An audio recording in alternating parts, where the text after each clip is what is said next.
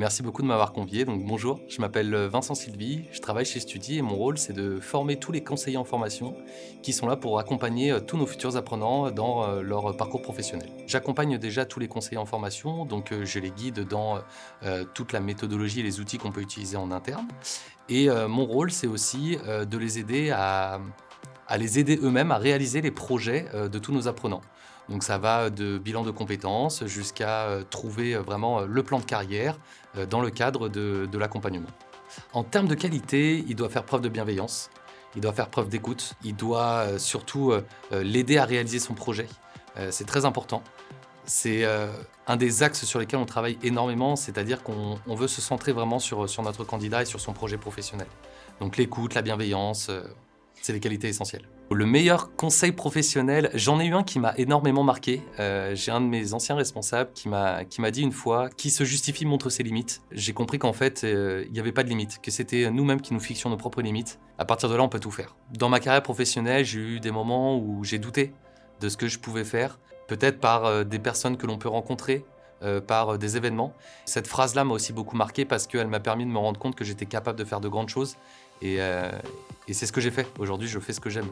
J'ai la chance de pouvoir organiser des lives, d'ailleurs, régulièrement. Quand je dis régulièrement, c'est une fois par semaine, où je discute avec des apprenants en direct.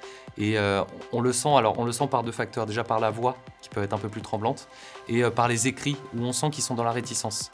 Pourquoi ? Parce qu'aujourd'hui, tout humain qu'on est, on est toujours dans une zone de confort qu'on a peur de quitter. Et pour autant, en fait, il faut la quitter. Il ne faut pas hésiter à se lancer. On a tous des hésitations. Comme je l'ai déjà dit, c'est le fait de sortir de sa zone de confort qui est toujours compliqué. Moi, ce que je leur préconise, c'est déjà ne serait-ce que d'échanger avec l'un de nos conseillers. Pourquoi ? Parce qu'aujourd'hui, ça reste un coup de fil, ça mange pas de pain, comme on dit, et ça va leur permettre peut-être de réfléchir à des solutions. Des fois, on a juste besoin de parler à un interlocuteur, une tierce personne qu'on ne connaît pas. On a besoin de se confier à une personne. Et bizarrement, il y a toujours des choses qui en ressortent. Donc moi, le premier conseil que je leur donne, c'est tout simplement de générer un premier entretien avec l'un de nos conseillers juste pour mettre le sujet sur la table. Déjà, j'ai une grande autonomie dans mon travail et c'est aussi toute cette flexibilité, la rencontre d'énormément de personnes, que ce soit autant des conseillers en formation en interne comme des profils d'apprenants en externe.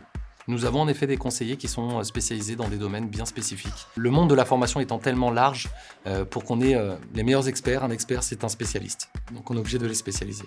Ce qui m'a attiré chez Studi, déjà c'est l'organisation de travail qui m'a beaucoup plu. Maintenant c'est aussi l'impact qu'on peut avoir auprès des autres.